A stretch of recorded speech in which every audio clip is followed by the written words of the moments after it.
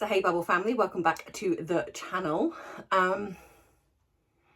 In today's video, I'm going to talk a bit about, I don't know why I just say talk about Harry and Meghan, because I think we just is standard now. But I've had a few of you comment asking me, why do I feel they're not together? I've also had questions about the children, but it's a bit of a powder keg. So I kind of want to talk about the how I know or believe I know what I know, but it's possible that I might get banned from YouTube, so I don't want to risk that either. But this one I thought, that's pretty safe, hopefully, so we can talk about that. So I'm going to talk about narcissistic personality disorder and people that have this, that are in relationships. And then we're also going to talk about Harry's behaviour and why I feel these two do not live together. So I'm kind of going to sort of do a bit of a timeline from sort of Megxit, just before Megxit even. And, excuse me, I got a bit of windy pops. Yeah, so if you want to join me in this discussion, as I know that so many of you do, then join me in this. If you like the video, please give it a thumbs up. If you want to subscribe to the channel, if you haven't already, please do, because it does help. Well, it helped me and it does help the algorithm. And if you don't know what to do by now, grab that drink of choice, whether it be tea, whether it be coffee, whether it be, and like me, I'm back to my cherries and berries because I love it. But maybe you're drinking water because you are really healthy and you want to keep going on this. Like, as we're into the end of January, coming up to it, it's, you know, and you're really trying to look after your body because it's like a temple. Then, yeah. Or if you're like a lot of us, you might want to add a little something to that drink of choice, because as it says in my flag behind me, it is 5 o'clock somewhere. So let's grab that drink and dive right in.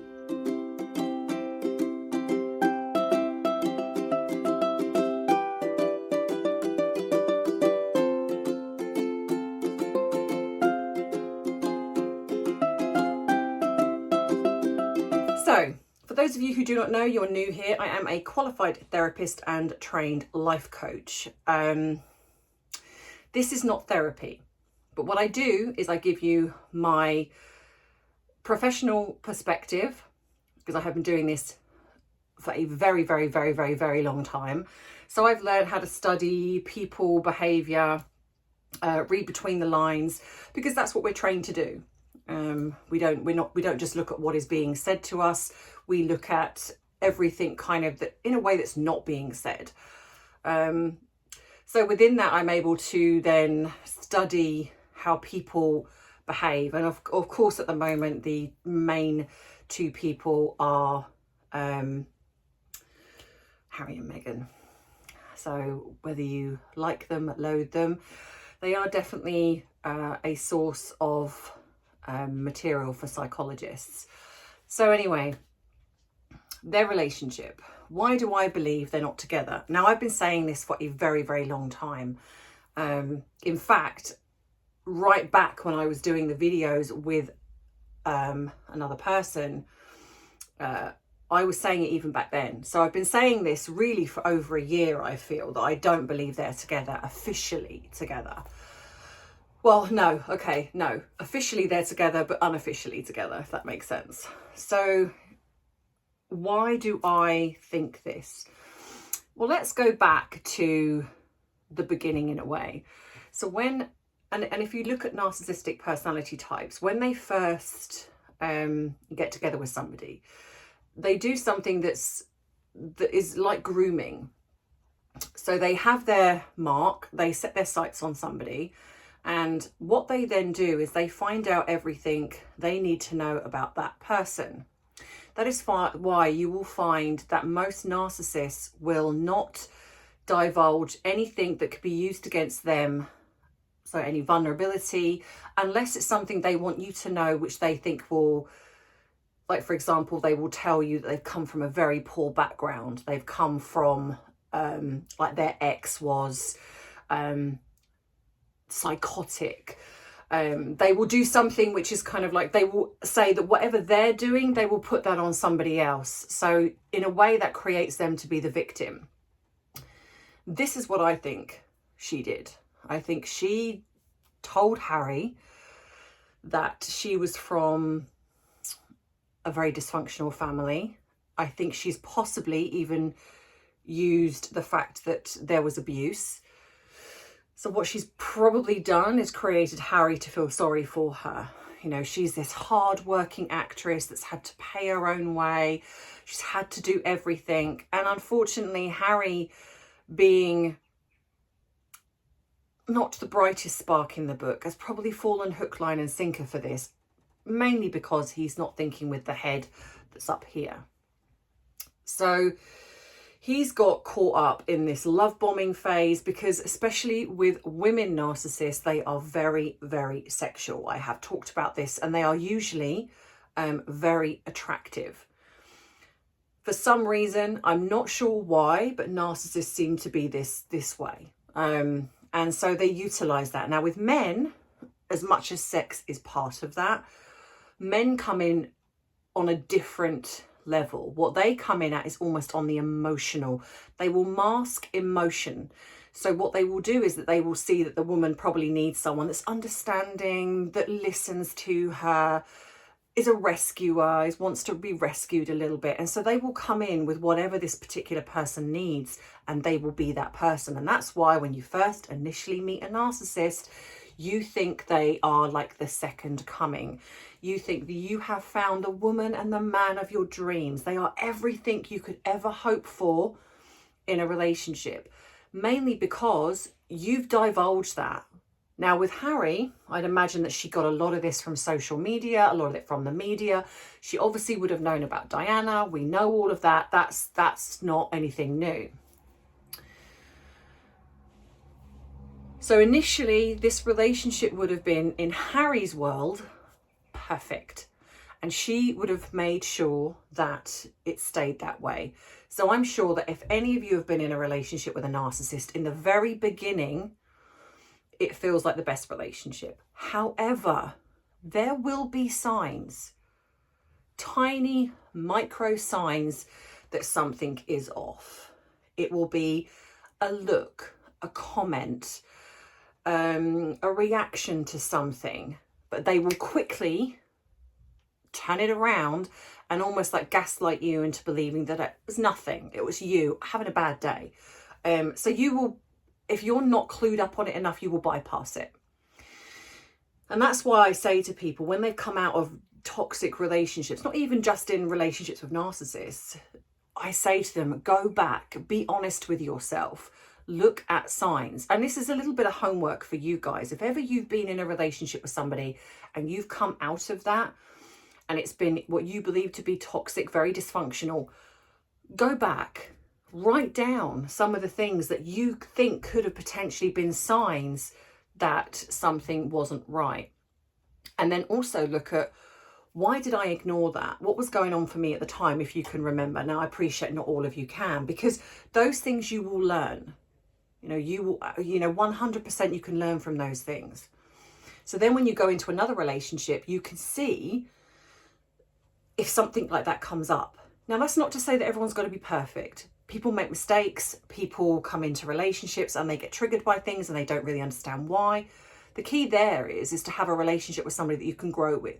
So if something comes up and you're able to say to that person, hey, you know what, listen, that I actually felt triggered by that, or I had a reaction to that. If you don't really understand it's a trigger, you're kind of like, you know what, I reacted to that, or something that really upset me.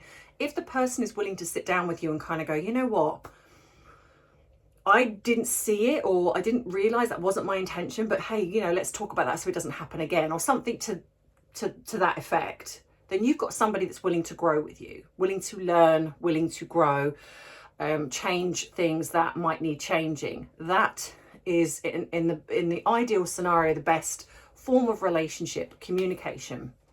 However, in a narcissistic relationship, what will probably happen is that person will then either flip it round and make it that if this, either you're being neurotic, this didn't happen, Or what they might then bring up is something that you've done that they haven't mentioned. So what they'll do is, if you mention something they've done, they'll be like, yeah, but, well, actually, a few months ago you did that and I never picked you up on that. And so what you'll do then is you'll then adjust your focus to the thing that you've potentially done, and then you'll bypass what they've just done because you'll think, well, okay, but I did something wrong back then and they didn't mention it, so maybe I shouldn't mention this. And that is a classic form of gaslighting. And this is what they will kind of do. They will almost make it as if you are the one that's going a bit crazy, or it's all your fault, or this wouldn't have happened if you hadn't have done that, or you've done something back then and actually let's focus on that and then we'll not focus on what I've just done. They do this a lot. What they will also do is, if they feel like they're losing their grip on you, they will do something called hoovering, and they will hoover you back in again. And so what that means is that they will do the love bombing stage again, or they will do everything they can. They know how to work you, so they will do that to get you back. And unfortunately, more often than not, you fall for it. So this would have been happening a lot with Harry and Meghan. Now, I've said before that I'm not saying that Harry is not completely blameless.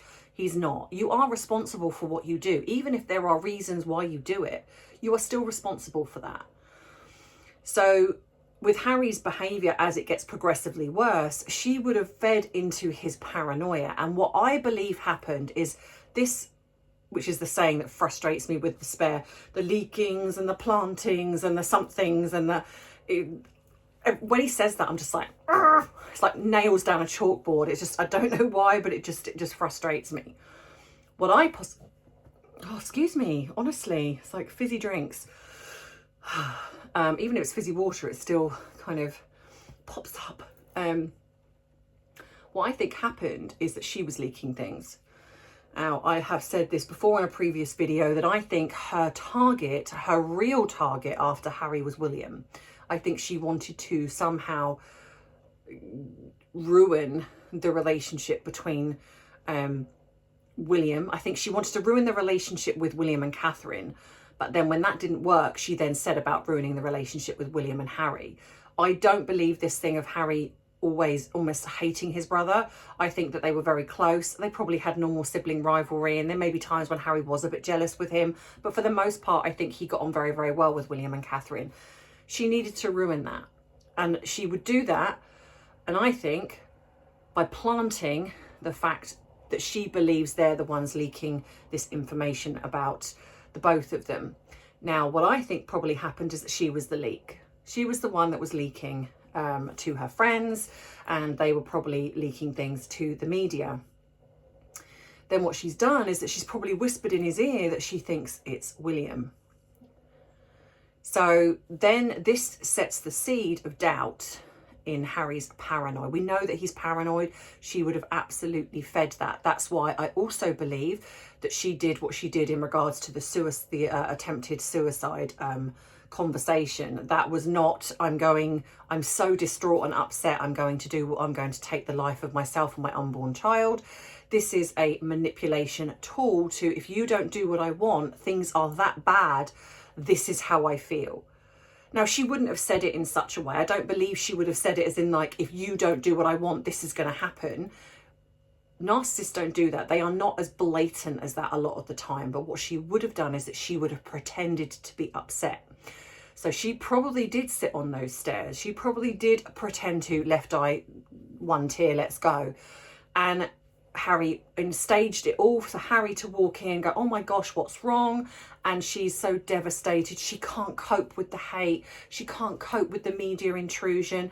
And so Harry, with his paranoia, that kicks in. And instead of thinking, hang on a minute, you know, let's look at this logically, he doesn't think like that. All he thinks of in that moment is, I'm going to lose her.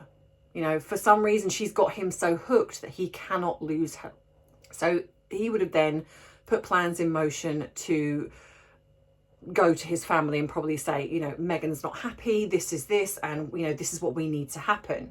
You need to protect us more. And the problem with the royal family is they've probably come back and said, we cannot lie. So we cannot protect Meghan when she's actually doing this bullying. She's actually doing the things that, you know, we found all these things out. We cannot protect her against that. And so then Harry's got angry, and so then, as we know, Megxit then started to form.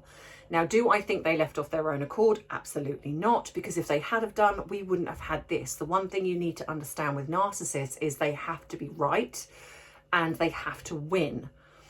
So if their ultimate goal was to leave, to go to Hollywood or do all of those things, we would not have had this. They would have been perfectly happy. They would have done their own thing. Fine. They were not happy. They wanted everything. They wanted to utilise Sussex Royal. The Queen shut that down. That would have irritated Meghan, I would imagine, massively. And then by association, she would have probably taken that out on Harry. And then Harry would have then taken that out on his family.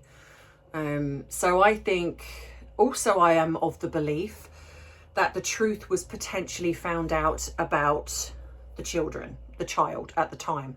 So I am of the belief, and I've always said this, that she lied about the pregnancy. And if you want me to talk about this, I will try and do it in code as not get shut down. Or I might have to go across to Rumble, maybe do the video on Rumble and not YouTube. So I've got to be a little bit careful. But so I think that obviously things were starting to happen. And so I do believe now a few people have said that she was caught rifling through and she was removed. Now, I am of the belief that yes, that did happen. So it probably all coincided at the same time. So she went off to Canada. She left Harry to stay here to deal with the fallout and to deal with everything. So this is not a woman that supports her husband.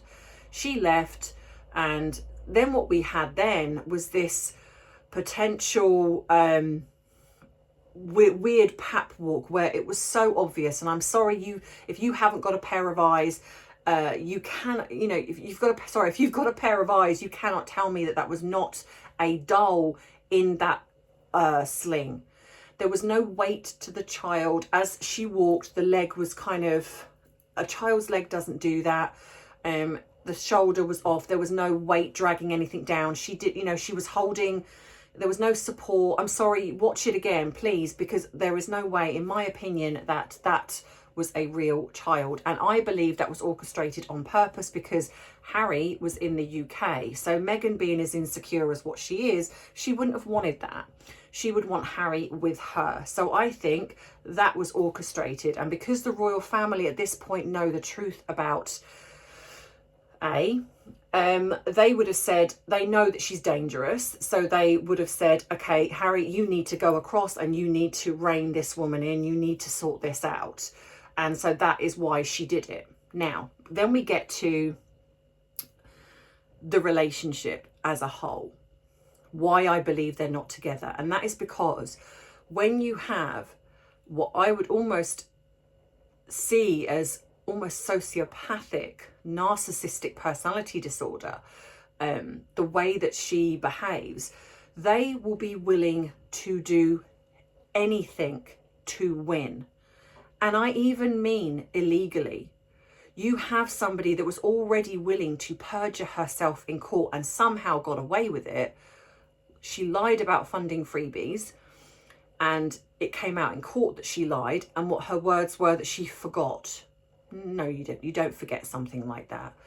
It was just that she got found out. She had to find an excuse. So she will do whatever it takes to come out on top.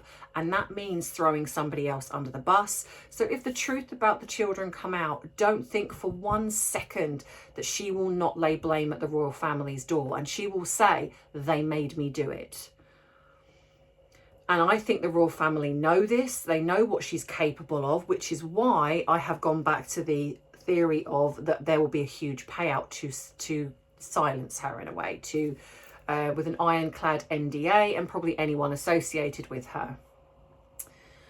Money and power is all that she's interested in. That's why with Hollywood turning their backs on her, she will be very angry at that, and she will blame everyone else about that. So she will blame anyone in Hollywood. She will blame Harry. She will blame Harry's family. And this is what has been playing out behind closed doors, this anger.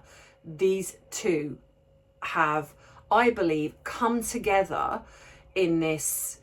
Harry now hates his family, she hates his family. So they kind of have come together in a mutual hating of the family. But the problem you also have is that underneath that hate, which is always masking something, with Harry, it's masking hurt. It's masking that he potentially realizes what he's done, but he's not taking responsibility for it. So he's then attacking and projecting that this is their fault. This wouldn't have happened if they hadn't kicked them out, if they hadn't have done these things. And this is where Harry's arrested development comes in. He's very incredibly immature. So this is why I do not believe they're together, because they are such a toxic couple. Toxic couples like this cannot sustain living harmoniously together. So what I think is that they get together for the things that they have probably signed, their contractual agreements, i.e. Netflix. Because if you look at the fact that Spotify was going to be them together doing this podcast, and then all of a sudden it was just Meghan. Why? And it seemed interesting that in the very sort of beginning, Harry made this very weird 2-minute appearance on her podcast, but I believe that would have been pre-recorded or edited to make it seem like he's just popped in while she's doing this. I don't believe that for a second, and I think it's all done to create the illusion of they are this very happy couple. If you look at a lot of their behaviour, a lot of their body language, they are not. It's when somebody has to be overly loved up in public, especially after the time they've been together. I'm not talking about just holding hands. It's almost as if it's very forced. And then you have to then look at the UN.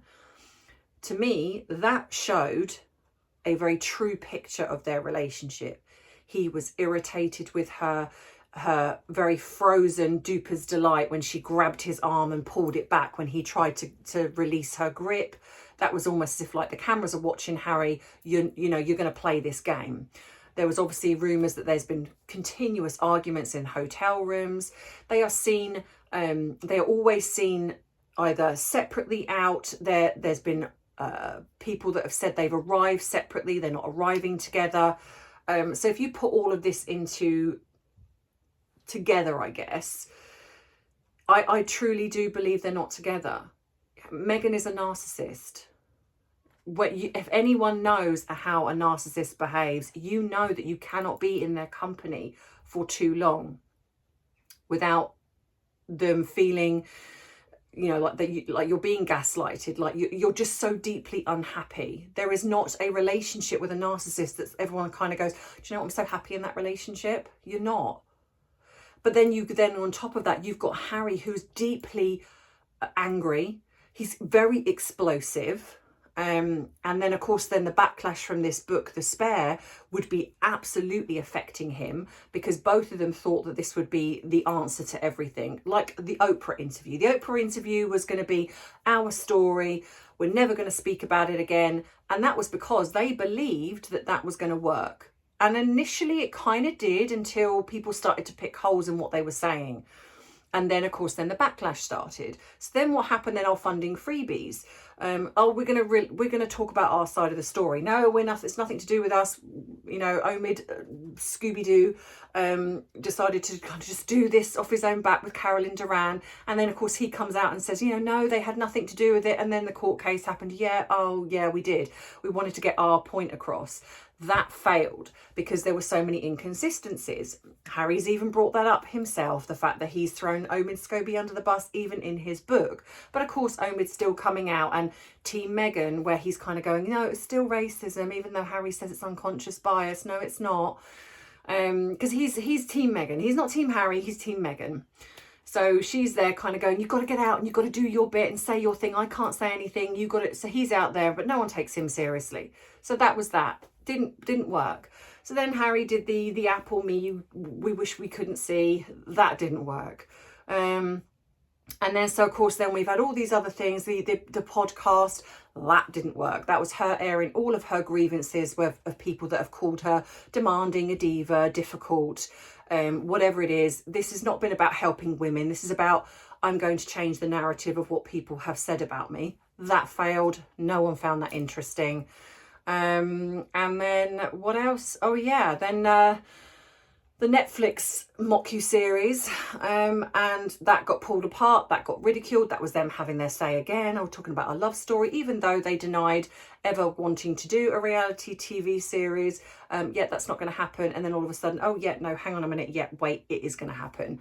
And that's probably because Pearl got shelved, so no one's interested, because the only reason people speak to them or is their connection to the royal family. So this thing with Harry going, well, what's the point of giving up our titles? What difference would that make? A huge difference, Harry. It would make a huge difference, because that is where your money is, and you know it. Without those, you are just Meghan and Harry. No one would be interested. Because if you didn't think it would make a difference, you would give it up. Like you said when you initially first spoke to your father, you were willing to give up the titles. You know that's where the money is. You know that's all that people are interested in. And so that's why you keep hold of them. You know, considering the family is terrible and they've been bullying and they've been racist and they've been all of these things that you've accused them of, but you still want to hang on to those titles. So that failed. So then the last ditch attempt was Harry's book, which I do absolutely believe that Meghan had a hand in. I think that, yes, initially it was a ghostwriter, but the rumours are rife that the ghostwriter either was sacked or he walked away. And of course, I think then Meghan took over, because I'm sorry, but it just writes that way. And a lot of people have said that. So this is why I truly believe that these two are not together, because they are too explosive. You have a narcissist who would want her own way, who is very vindictive, manipulative, bullying as well. And then you've got Harry, who's angry and blaming everybody. And then also probably realizing now that he's made this huge mistake. You can tell by their body language that there isn't love there. It's very forced and orchestrated. Because you've only got to watch the camera. When they realise that the cameras are on them, it's all like smiles and everything's great. But as soon as they think that the cameras are not there, Harry looks miserable, sullen. She has this frozen grin on her face the whole time, because it's like she's forever almost on cue. It's almost as if she's just permanently acting, even if it's badly. She's just permanently acting. And I want to add one thing before I go. So obviously, yes, I will talk about the children if that's what people are interested in. But the one thing I will say is that some people have said, I do believe that she was pregnant due to the weight gain. And I will tell you this, she's an actress. For all the time that actors have been acting, women especially have portrayed being pregnant in a film for eons. And within that, they know how to wear the moon bump. They know that there is weight gain and you have to portray it. Now, there are ways and means for you to gain weight very quickly. Actors use this all the time. And they also drop weight very quickly. And if you look at, especially when she was allegedly pregnant with A, she didn't start gaining weight till almost when she was ready to drop. And actually the weight gain seemed to happen more after. So what I think happened is that she was on social media. She has seen things circulating about it being a fake pregnancy, the fact that there's no weight gain. And so she suddenly just started probably either taking protein shakes or eating a lot more carbohydrates. It's very easy to gain weight for women. There's supplements that you can take because actors do it all the time. And I know because I did a little stint in this myself, only like as a hobby, but I know there are things that you can do.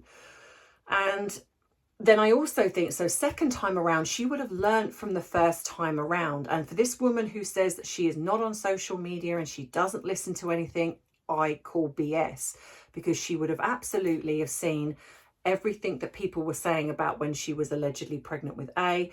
And so then to create the illusion of the pregnancy the second time around, she would have known exactly what to do. And that's why she then did the weight gain during the pregnancy. Alleged pregnancy, should I say. Now, of course, like I've said, I could be wrong, But I've learned to trust my instincts. I've learned to use my eyes, my critical thinking. And when you have a woman that walks around, she doesn't waddle, she sits in chairs effortlessly. And yes, okay, I'm appreciating that other people said, yes, you can bend down at 8 months pregnant with your knees together. I still don't know if I believe that, but people have said it's possible. All I know is that when I was pregnant, I couldn't move when I was heavily pregnant. And not only that, I'm pretty sure that you cannot squash your bump because it becomes solid, because it's protecting the baby. So you've got pictures of her where she's sitting up against a desk and the desk is pushing into the belly. So almost to the point where you see it do this. There's footage of her going into something where her bump is huge. She's coming out of it and her bump has disappeared. Pretty sure you can't do that. And also the fact that when she's talking to Oprah, her bump is a certain size, and then when she's talking to Oprah in the chicken coop, her bump is so big it looks like she's carrying quadruplets. So it's, you know, and even if there's a few weeks difference, say for example in the recording, I'm sorry, I just do not believe that this woman was ever pregnant. And I will say this, that when you lie, you are willing to lie on television saying that a family has been racist towards you, knowing the damage this is going to cause. If you can do that and not even think twice, it's so normal to lie to that extent. You have to ask yourself, what else are you capable of lying about? If you can lie in court under oath and say you've not had involvement in a book and then go, oops, sorry, I forgot. If you're allowed to get away with these huge lies, if you're willing to even say that your father did something so heinous to you, knowing that's a lie, this woman is capable of lying about anything. And I think this is what the royal family know about her. They know she is willing to do whatever it takes. And she doesn't care who she hurts or what she does. And unfortunately, Harry has got caught up in this, and the damage that he has in his own brain, he's now mirroring similar behaviour to her. And this is also very common. So anyway, let me know what you think in the comments. You know, do you agree with what I've said? Do you think there's some things that you want to add to this conversation? Some things that you might know or you believe? You know, look at your own relationships and think, you know, is there something there that I can take from this video that I can learn from? Like I said, do your homework in going back over relationships, and were there signs that actually you can see now, or you did see back then, but you just didn't realize? Because it's incredibly important that we keep exposing this type of behavior, because not only that, it helps us understand ourselves and others. And if it can stop you from getting into a narcissistic relationship with somebody, or just someone that's going to cause you damage and affect your mental health, then that is a good thing. And that is why we do this, and that's why we keep calling them out. I know it means that we go on about them, but it is exposing the real reality of the damage a narcissistic relationship can cause. So I hope you've enjoyed this video. If you have, give it a thumbs up. If you want to see more of my videos, then please think about subscribing to my channel. If you want to tip me and help me do what I am doing here, which is helping others who struggle financially, have free support and help from me, then you can buy me a cup of coffee. The link is in the description box of the video, or you can click just above the subscribe button and you can click on the coffee sign and do it there. If you want to become a member, you can do, and you are then paying it forward and helping me help others. If you want to become a Patreon, you can do. If you will become a member and a Patreon, please email me, because you also get a free hour phone call with me where you can discuss whatever you want. What else? If you want to send me something, I have a PO box which is in the description box, because people still ask if they want to send me something or Arthur something. If you've got a little business that you would like me to promote on here, you're just starting out, or you want some support and help, please contact me and I will do my very best to support you. I'm on Instagram. I was on TikTok, but I've been taken off TikTok because people didn't like my videos. Yeah, there you go. But not that I really care. But I'm on Rumble, so please go across there. Yeah, so just everything you need there. If you, like I say, my email address is there, so if you want to do that, there is a link to my son's channel. Thank you so much to everybody who has joined my son's channel. I am trying to get him to his first 1,000 subscribers, because that's what he needs to do to start earning, plus his 4,000 viewing hours. So thank you so much to everybody who has gone across and supporting his journey in Australia. And if you haven't done already, please think about doing that, because it really does help him. He's a little channel, new channel, and we know how hard that is to get going. So thank you so much to everybody who's supporting me. My views are going up and I'm so grateful. Thank you so much. I could spend all day here thanking you all, because you are amazing. And thank you for the wonderful comments for my losing my cousin. Do you know what? I feel so blessed to have an amazing set of subscribers here that I've come to call the Bubble family. And if you want to know a little bit more about that, there is an intro video that does explain what the Bubble family means. But thank you. I adore you all, and your comments just fill me with such pride and joy, and it just shows me that we're doing such a great thing by building such a wonderful community here, where people feel safe to come and just chat and be supportive to each other. I do have a Facebook group, so if you would like to join that, the link is also in the description box of the video, so please go across and think about joining there. It just means that you can connect with other people, like-minded people, and not feel so alone. I think that's everything. So yeah, thank you so much, and I will see you in the next video. So have a wonderful weekend, all of you, and I hope that you that just life is good for you right now, and whatever you're doing. So as always, I love you, I appreciate you, but most of all, I respect you. Mwah. Bye, Bubble family.